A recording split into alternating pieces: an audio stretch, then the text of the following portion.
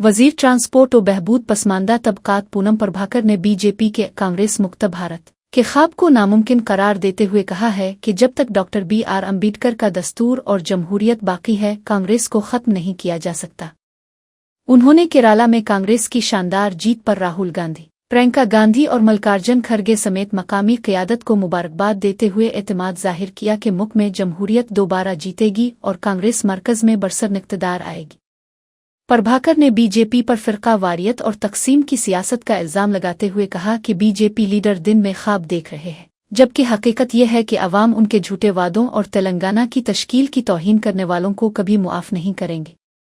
उनका कहना था कि कांग्रेस ने इक़्तिदार के लिए कभी गलत रास्ते इख्तियार नहीं किए और वो हार हो आ जीत हमेशा अवामी खिदमत के जमहूरी रास्ते पर ही गामजन रहेगी, क्योंकि अवाम की हिफाजत कांग्रेस का असल मकसद है।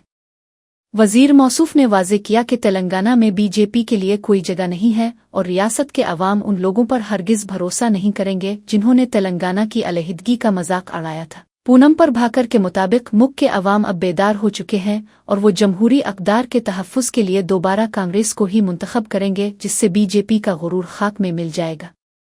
अब सियासी मैदान में बदलते हुए हालात इस बात की गवाही दे रहे हैं कि कांग्रेस की मकबूलियत में इजाफा हो रहा है और मुखालिफिन के बयानात महज सियासी मायूसी का नतीजा है जो अवाम को गुमराह नहीं कर सकते। ये बयान कांग्रेस के बढ़ते हुए हौसले और बीजेपी की फ़िरका वाराना पॉलिसियों के खिलाफ एक मजबूत सियासी मौक़िफ़ की अक्कासी करता है। ఈ దేశంలో బాబాసాహెబ్ అంబేద్కర్ గారు రచించిన రాజ్యాంగం ఉన్నంత మేరకు, ప్రజాస్వామ్యం ఉన్నంత మేరకు భారతీయ జనతా పార్టీ కలలు కంటున్నటువంటి కాంగ్రెస్ ముక్త భారత్ అసాధ్యము. ఈ ప్రజాస్వామిక మూలికలకు వేదిక అయినటువంటి కాంగ్రెస్ పార్టీ ఈ దేశంలో మళ్ళీ అధికారంలోకి వస్తూ ఉంది. వీళ్ళు కలలు కంటి హిందుత్వం పేరు మీద దేశ విభజనకు సంబంధించినటువంటి ఆలోచనతో, అంటే మతపరమైన అంశాలను రెచ్చగొట్టేటువంటి ఆలోచన ద్వారా పరిపాలించడమే శాశ్వతం అనుకుంటా ఉన్నారు. ప్రజాస్వామ్యం తప్పకుండా గెలుస్తుందని తెలియజేస్తూ ఈరోజు కేరళ